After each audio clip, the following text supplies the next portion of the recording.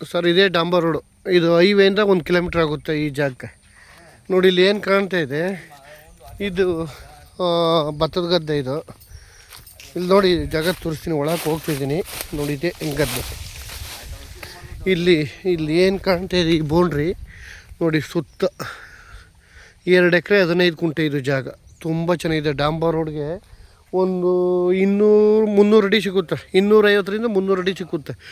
ನೋಡಿ ಇದೇ ಸುತ್ತ ಇದು ಡಾಂಬರ್ ರೋಡು ಸುತ್ತ ನೋಡಿ ಜಾಗ. ಅಲ್ಲಿ ತುಂಬ ಚೆನ್ನಾಗಿದೆ. ಅಲ್ಲಿಗಂಟ್ಲು 2 ಎಕರೆ 15 ಗುಂಟೆ. ಇದು ಮೇಲ್ಗಡೆಗೆ 1 ಎಕರೆ ಚಿಲ್ಲರೆ ಬರ್ತದೆ.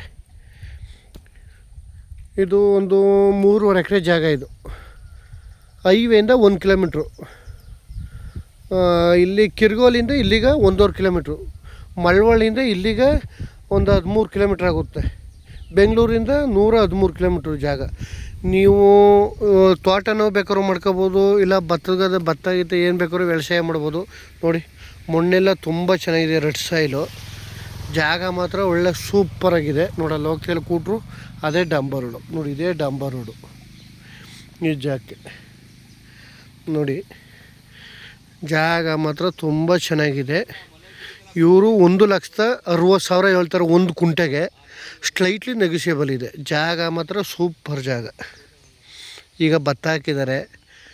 ಬೇಕು ಅಂದ್ರೆ ನಿಮಗೆ ವ್ಯಾಪಾರ ಆದರೆ ಬೇಕಾದ್ರೆ ಬಿಟ್ಕೊಡ್ತಾರೆ, ಇಲ್ಲ ಅವ್ರು ಕಟಾವು ಮಾಡ್ಕೊಂಡು ಬೇಕಾದ್ರೆ ಬಿಟ್ಕೊಡ್ತಾರೆ. ಡೈರೆಕ್ಟ್ ಓನರ್ ಇದ್ದಾರೆ, ಕ್ಲಿಯರಾಗಿದೆ ದಾಖಲಾತಿ, ಡೈರೆಕ್ಟ್ ರಿಜಿಸ್ಟ್ರಿಗಿದೆ, ಜನರಲ್ ಪ್ರಾಪರ್ಟಿ. ನೋಡಿ ಸರ್ ತುಂಬ ಚೆನ್ನಾಗಿದೆ ಮಾತ್ರ ಜಾಗ ಮಾತ್ರ. ಲೊಕೇಶನು ಚೆನ್ನಾಗಿದೆ. ಇದು 2 ಕಡೆ ಬರ್ತದೆ. ಒಂದು 2 ಎಕರೆ 15 ಗುಂಟೆ, ಒಂದು 1 ಎಕರೆ 13 ಗುಂಟೆ ಒಂದು ಬರ್ತದೆ. ಜಾಗ ಮಾತ್ರ ತುಂಬ ಚೆನ್ನಾಗಿದೆ, ಸೂಪರಾಗಿದೆ. Red soil. ತೋಟ ಬೇಕಾದ್ರೂ ಮಾಡ್ಕೋಬೋದು, ಇಲ್ಲಾಂದ್ರೆ ರಾಗಿ ಭತ್ತ ಬೆಳಿತೀವಿ ಅಂದರೂ ಓಕೆನೆ. ಇದೆಲ್ಲ ಒಳ್ಳೆ ನೀರಾವರಿ ಜಾಗ. ಪಕ್ಕದಲ್ಲೇ ಚಾನಲ್ ಇದೆ.